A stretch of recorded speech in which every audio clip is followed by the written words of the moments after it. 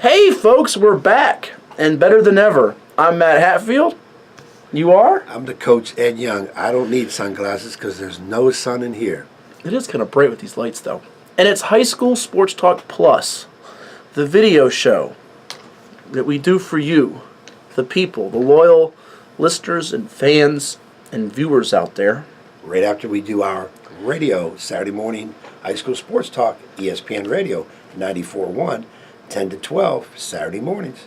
That's the coach, Ed Young, a potential Coach of the Year candidate from Nansemond River, surging right now at 14-7 overall, 10-2 in a new year since Coach's return. I know it's been a rough year for you with your mom's passing and all, Ed, but your team's playing quite well right now. Yeah, from the worst time of my life, getting some fun back into it in terms of the team winning, finally being focused. We've been all over the place and beginning of the season, put a lot of new parts together, and right now we're doing a lot of good, more good things than bad things in the game. So if we can just keep eliminating the bad things, maybe we can make a little noise in the playoffs. Well, we'll get to your bracket in a second, but as we take a look at the high school basketball picture, because the postseason, the playoffs, start really in earnest on Friday across the state for the 12 regions, if you will. Or actually, it's more than 12 regions. It's 24 regions because you have 2 on each side. So really, it's 24 regions across the state in the 6 classifications. Used to be just north and south, east and west. It's now 4 of them. What is the storyline most intriguing as you have the teams that won it last year? Lancaster in Class 1.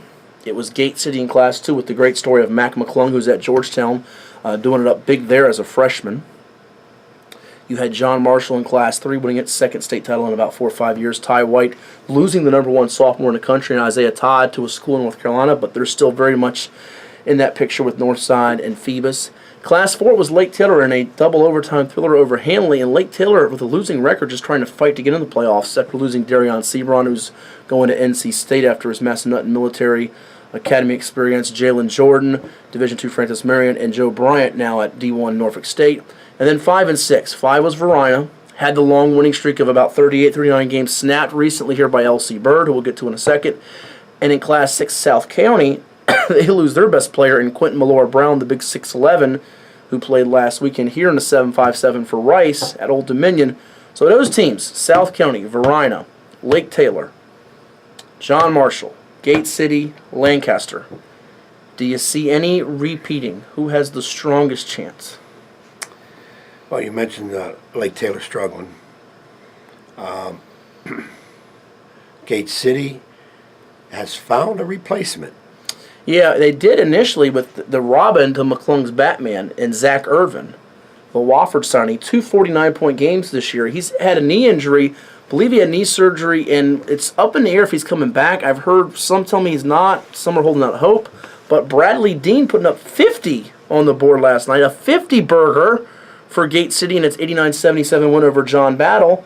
So Scott Vermillion, he's living life right. He's got some lethal scores, and it's a great time to be a Gate City basketball fan. Yeah, and they come up with those 2 guards that can knock some shots down. So who's ever on that JV team getting ready, they're going to maybe next. But can they beat undefeated Radford, who they beat last year in the state quarters? They have 2 Radford U signees in point guard Quentin Morton Robertson and Miles Jones, the son of Radford U head coach Mike Jones. They're one in the Big South right now. We saw older brother Nate play for them. Yes. Now at Bucknell as a senior. They beat Northside this year. Only team to beat Northside was Radford. And then East Rockingham with 2 guys over 6'5". Dalton Jefferson, the senior, Tyler Nickel, the freshman. Both are scholarship players. They have size in Class 2. So Gate City on the surface would be good enough. There might be in the wrong division, though, to do it this year. Yeah, I think Gate City is on the out. Them and Martinsville in the next tier. I like Radford and East Rock. East Rock. I would go with them with probably East Rockingham a slight edge. Over Radford? Yes. Because of the size? Yeah, slight edge. Okay.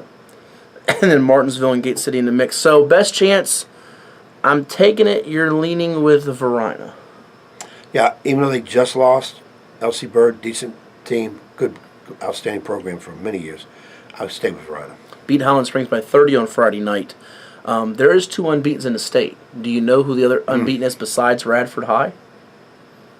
I got him stumped. Class 5, your division. You should know this. I should know this. Just ascended to the #1 spot in the state this week. He's choked up over this. Scott. They played last weekend in the Deep Creek Mike Scott Tip-Off Classic and beat Bishop Sullivan by a whisker in a close game. Oh, I should know this. You should know this. I just saw the pairings last week we did it on the show. Yeah. ESPN Radio 94.1 Saturday morning. And he forgot. Sports Talk with us too. Yeah. And I forgot. You forgot? You want me to tell you? Or are you just going to sit here and have everybody bored to death while you try to think of it? Everybody sees me thinking, though. That's a good look. Yeah, see you thinking. See me thinking. Okay, that's how the process goes. It's not Potomac, but Potomac Falls. Potomac Falls, gotcha. Jeff Hawes, he's won a couple of titles before. He's got a steal of a big man in Ian Anderson, 6'5", going to Christopher Newport. I think he can play Division II all day. My question to you, sir, is this. They're unbeaten. They just beat Tuscarora, the Huskies, to finish up 22-0. Probably going to get through that bracket, though. You never know. Potomac could be lurking. A Wakefield, maybe a Halifax, a Patrick Henry Roanoke. Get to the state championship game, and they see one of the Richmond Powers in Varina or LC Bird, maybe even a Tidewater contender like a Maury, a Green Run, whoever it might be. Potomac Falls good enough to finish this whole thing out unbeaten, or is that where the Cinderella season comes Cinderella to season ends. I don't think. Oh, they had Cinderella, though, because they were close last year. Lost in triple overtime to Wakefield Regional Semis. In terms of being undefeated, Cinderella. Because to be undefeated really takes a lot going your way. Are they high school basketball's version of Wichita State this year from a few years back? Remember that? And they ran to Kentucky and... It could be. That would probably be a good comparison. But I don't think they're going run the table state championship undefeated. It's just too many stumbling blocks there. Now, the deeper they go, the less chances they have, obviously, because they're eliminating opponents. So if you're going to get them, you better get them early. What advice would you give, having not seen a ton, but a little bit of Bird, Varina, especially Varina and team camp, to Jeff Hawes as they try to embark on a journey and see a power from either the 804 or the 757? Well, you're going to have to be ready for good guard play. They've got good guard play, especially the point guard spot. And when you get into regional, state level, it is so important for your point guard play. We say, well, come on, that's natural, but no. Because most high school teams don't have bigs. If they have bigs, they may not be real smooth bigs. So your point guard play is extremely important. And then obviously your two guard, your kid and three-man, guys that you know can score, got to score. And then they got to play defense and stop the score on the other end. Speaking of good guard play, I think locally you see in Division 6 and Division 5 in the Tidewater area, some of the better teams have that. You look at the team that went the furthest that didn't win a state title, Lake Taylor did last year, in Western Branch with a very steady, poised point guard in Kendall Bynum. You look at Lansing's always got a collection of guards. Maybe not one stud, but different guys this year, whether it be Christian Jones, Deontay Mobley, Donald Hand Jr., the freshman, to augment their size with the JMU signee Michael Christmas and Josh Patitma. Granby's got the Epps brothers, Antoine Epps going to Hampton U, and the fabulous freshman in Jaden Epps. Yes. Oscar Smith, you've seen them up close and personal with Andre Bottoms, Torrey Jordan, Kai Lockhart. Strong five. And I'm missing. Who am I leaving out? Brickwana Harrell's kind of a guard forward, if you will, for them. Yes. And then moving over to Division 5, and let me not forget about Class 6, Cox and Kellum, big game Tuesday night. You got Josh Talbert, a Kellum Player of the Year candidate, and Cox has that three-headed monster at guard with Kayvon James going to Lynchburg College, Jordan Lewis, the junior, and Tavion Robinson, the Virginia Tech football signee. Before I even get to 5, guard play going to determine it in Class 6, or could another variable on Region 6A, which is probably, I'd argue this year it's the deepest region in the state. I've always said it's been 5A, 5B, 5C. I think it's 6A this year. I will agree with you on 6A. I think it's the strongest. Looking at their regional potential, 1 through 8. The 1 through 7 are very strong. 8 could be a little bit on the weaker side or kind of a newer team in. All right, you're not going to Grasswater FC. Okay. Yeah, they don't have that kind of experience. And I'm big on that kind of experience, which kind of I worry about my team. We don't have anybody in our squad that's been through a regional type tournament or whatever, and I think that is important to do that, especially if you're going against somebody that has. Now, if you're going against somebody that hasn't, okay, chips already made, or you're kind of equal. So if experience is big to you, though they may not be the most talented team in a bracket this year and have some tough matchups, the experience edge would go to a Western Branch in 6A, would you not say? Yeah, they've been all the way to the state title game. And the semis the year before. So they have to understand it. Their dynamics of how their team was last year, they were a little bit bigger, relied on the bigs. This time it's more guard play, more sharing of the ball on the perimeter. And outside shooting, they were 7 of 7 from 3 to begin the third quarter against Wakefield, who went to the Class 5 state championship last year. Though Wakefield's not the same as last year, still impressive nonetheless with Bynum and Cam Edmonds and Young Choi and Ephraim Johnson complementing what they do have inside with sort of some undersized stretch-type guys in Patrick McCracken and Jaden Jefferson at the fourth spot.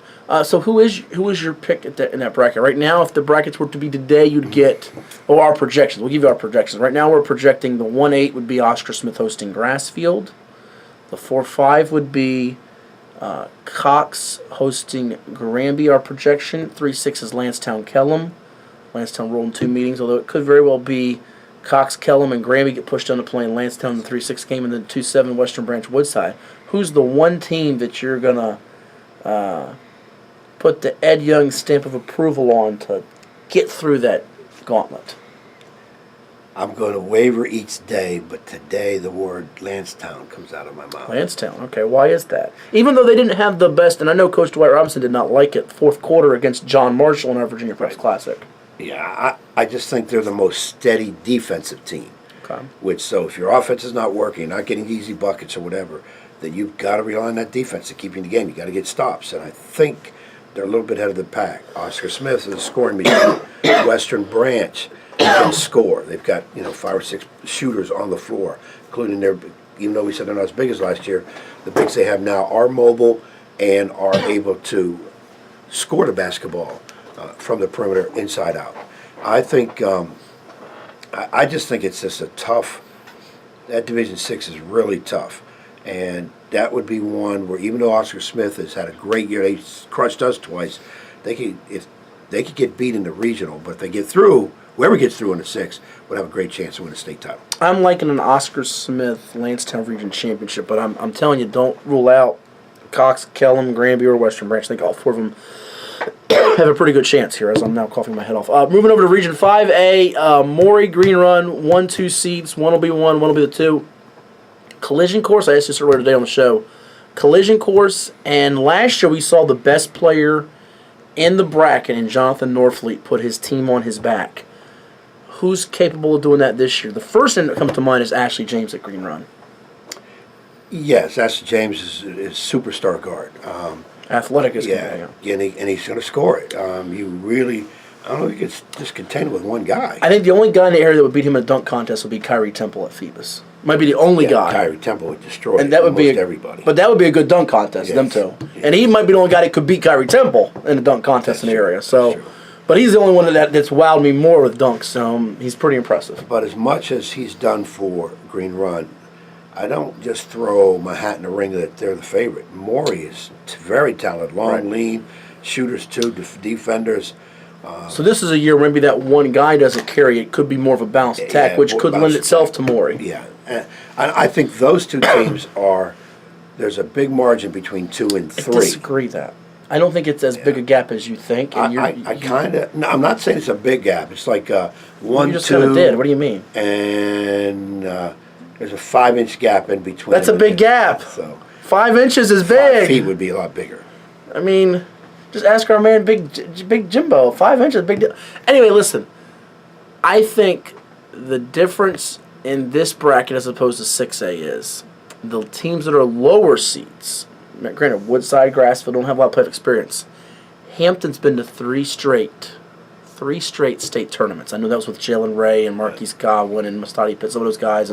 But they have some holdovers with Zion Chapman and Kareem Grogans and James Harris and so forth, Avon Hawkins. They're going to be a 7 or an 8 seed. That's not normal. No. Princess Anne almost beat Green Run in the first round last year. They have a lot of potential. They got a freshman point guard in Kanye Clary. Corey Kofer's got an inside factor, and Zay Roberts, the football kid, inside that can really get a double-double. So while I'm not declaring those teams the winners over Maury and Green Run, I think, like last year, we could have one of them get picked off. And I wouldn't rule out a Menchville, a Norview, or one of the Warriors getting hot. And if the Warriors play the Warriors, I know one thing, the Warriors are going to win. Yeah. I just hope it's the red and black Warriors. I like to have some kind of say in there. I'm going from trying to analyze all this and give an idea to actually I'm one of the people involved potentially with our team in the playoffs with 1 game to go. So I like to think maybe we'll be that pain to somebody that will be hard for people to play that are above us. Let's wait and see. The one thing is there's three really talented young guards in this bracket, more than just three, because I think you'd throw in also Jake Cooper and Elijah Kennedy at Green Run, but you have Kanye Clary, as I mentioned, at PA, only a freshman. Alan Struthers, the son of former NBA player and Menchville head coach Lamont Struthers. He's a 10th grader. He is dynamite. And then the freshman, DeJuan Campbell at Kickingham, was leading the Peninsula District in scoring at last check. He's going to be the straw that stirs the drink for Willie Gauze's Warriors. So I think we're looking at teams here that, even if they don't advance this year, I think they're set up and well-equipped to do so in years to come. Yeah, a lot of teams have a lot of young benches. So those kids are just playing certain roles now. And then obviously next year they're going to have to step up into starting roles, much more of a handling role with the ball, much more of a scoring role with the ball. And this year is their kind of just feed them to the wolves, so to speak, year where they're just trying to learn the varsity game. A lot of people say, well, if you have a talented youngster that's not going to play a lot on varsity, wouldn't it be better to keep him on JV so he can play more? I don't always agree with that. In fact, a lot of times I say no. It's put him up with varsity so he can learn it's a quicker, faster, stronger game. Learn the differences, because in varsity you do a lot more scouting, a lot more game planning. That's not a lot of JV. So I don't necessarily agree with the idea that, well, if he's not going to play a lot, keep him down there, because no, that first year is his year to learn all that. Now, if he's sophomore, he's got 2 strong years to play on that varsity level. And I wouldn't let a run from that 1-2 punch led of Justin Fatherly and Jeremiah Lewis with that old wily veteran coach with his intriguing suits that could certainly blind the opposition. That's Stansman River and Suffolk. Wouldn't rule it out. Moving on to Class 4. Ed, this was the bracket I told you started the year. Throw a bunch of teams' names in the hat and anybody can win a state title. Case in point, let's go back to Bird for a second in 5A.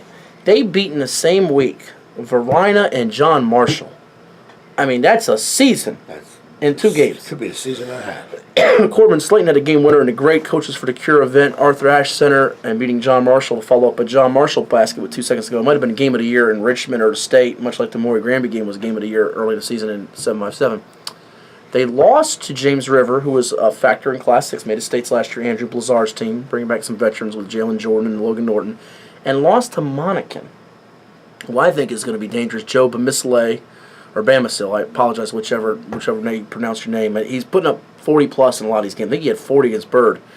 He's the best scorer. So I go back to my question earlier with the best scorer. Class 4 is so wide open. They got a veteran coach in R.J. Spellsberg. They played that 1-3-1 zone a couple years ago in the States. They beat Lake Taylor. Can a veteran coach who's been through it and a stud player get like a Monacan through? And then after that, GW Danville's known her name. Hanley was in the state finals last year. Some different pieces. Jefferson Forest, Louisa, who was playing great until they lost a couple games to Western Albemarle and Grafton. Oh, by the way, Jeremy Jordan's Clippers. They could be good. Only problem is they might have to play Lake Taylor in the second round. Kings Fork, you saw up close and personal last night. What do you make of Class 4? And do you feel good about anybody stamping an approval? Because I don't feel good at all about anybody. I think it's going to be some crazy team that gets hot, and it could be a 10-11 loss team. Could be Lake Taylor again. You never know. Unlike with 5, I said there's a little gap between 1 and 2. I think at 4, the gap, there's no real gap. Yeah. You're telling me a defending state champ Lake Taylor is coming in as a lower seed. Boy, I don't want them. Under 500. Yeah, and under 500. I really don't want them. And they got a guy that's averaging almost 23, 24 a game in Zyrell Mitchell who can fill it up. Because they can put it together for one night for a game very easy and knock out that higher seed. It is wide open. Jeremy George Grafton Clippers sitting there number 1. Kings Fork, who I did see, Rick Heights Ball Club, I think their problem probably in the playoffs is going to be a very young bench. And those guys are going to have to get in there and give some minutes. Give some rest minutes as need be, maybe some foul minutes where need be. I do think that I would not be shocked if a 3-4-5 wins that. But Kingsport does have the perimeter attack with Keontae Boyette, George Beal, Tyler Chapman. Bailey, what's up? Trey Bailey, Trey Bailey. Yes. They have perimeter pieces to get hot and win that bracket, do they not? Yeah, athletic-wise, as good athletic as any team in there.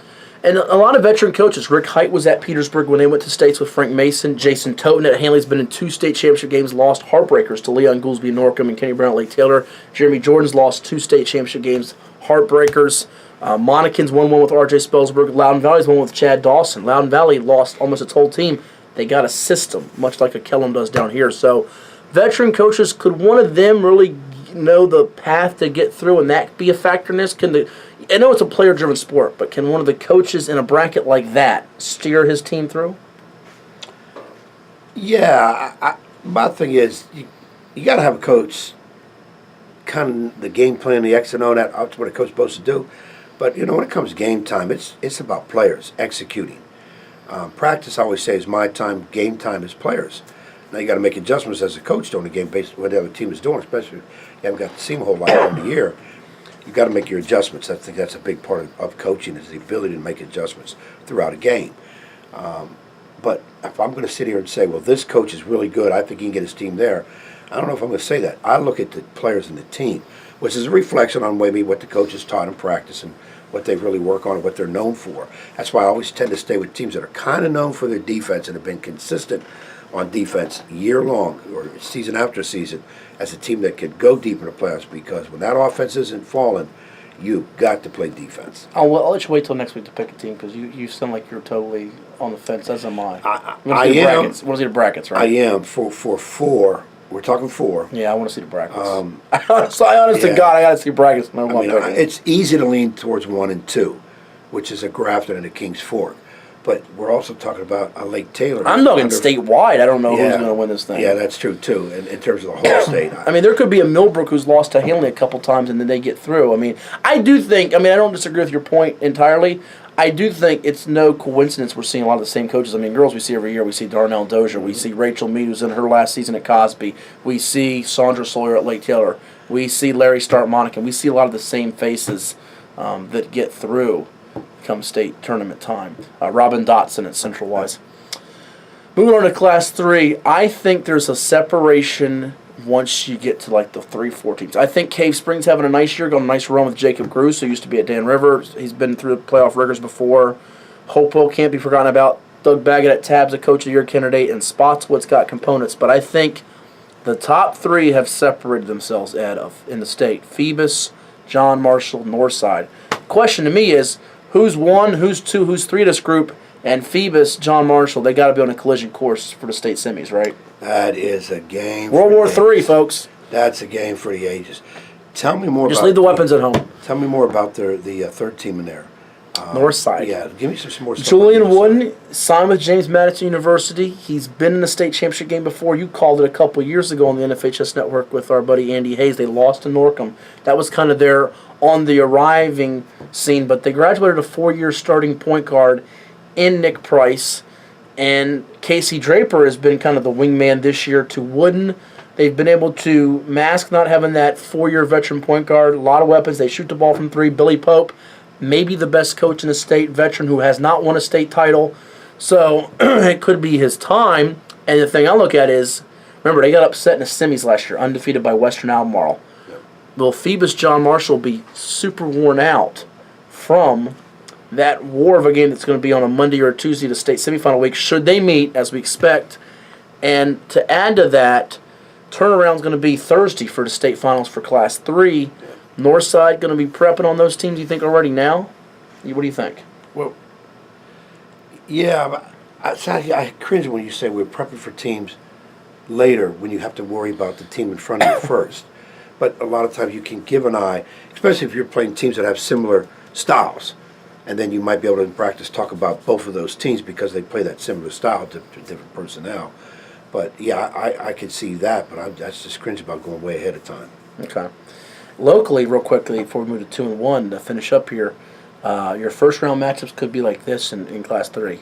Booker T the 8 at Phoebus the 1. How about that game? Physical. Journey Al-Amin, watch out for him, and Kyrie Temple at Phoebus. State Player of the Year candidate and a human highlight reel. He's probably our Vince Carter of the 757, right? So, yep. 2-7 game. Doug Baggett's Tab Tigers at 20-2, taking on 6-time state. Was he 7-time? I forgot how many state championships. He's got Leon Goolsby and Norcom, who's playing some defense right now. Played a tough schedule. That's not an easy game for Doug Baggett and company, and Nick Thomas, the leading scorer there. No, but Doug has done a good job putting his team in position to win most of their games this year to come up. I thought maybe after saw them in the fall league that 500 type team, but they're much better than that. A steady team don't make a lot of mistakes, and they do play that solid defense.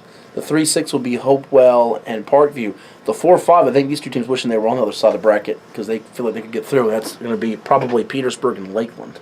Yeah, and both those teams would deserve to go further. They're that Just running good. to Phoebus, it might But be. one's got to go home. Probably, you think, yeah. Moving to Class 2, you hit on Class 2 a little bit there. I want to get your take on this, though. Veteran coaches. Bluestone, a team that coached by George Lancaster, a good friend of yours, used to be at Highland Springs, and he always says tricky plays don't win games, tricky players do. Tricky players. Can a team like that, and Goochland, a team we know well from having its run in the States for football, can a Bluestone, can a Goochland, could somebody be a Cinderella here and keep maybe an East Rock Radford from happening in your eyes? Can there be one? Yes. Or East Rock, Gate City, Right. Radford. Now we have to kind Gate City. of decide who that is. Gate City was a team I was thinking about as you were talking about that could come in here and mess it up for all the favorites. I mean, Martinsville with Jeff Atkins, he's won so many state titles at Lost County. That program back in the day, under Husky Hall. And they've played some good competition with GW Danville and Halifax and some of those teams out west. And we finish up here in Class 1. Surrey, we both like them a lot. Only 2 losses this year to Norview and Cape Henry by a few. East Side, you surprised? They're sitting here at like 20-3 after losing those 2 big guys in Luke Lawson and Colin Sturgill. I think Patrick Dameron's done one of the quietly good jobs in the state this year after losing 2 Twin Towers.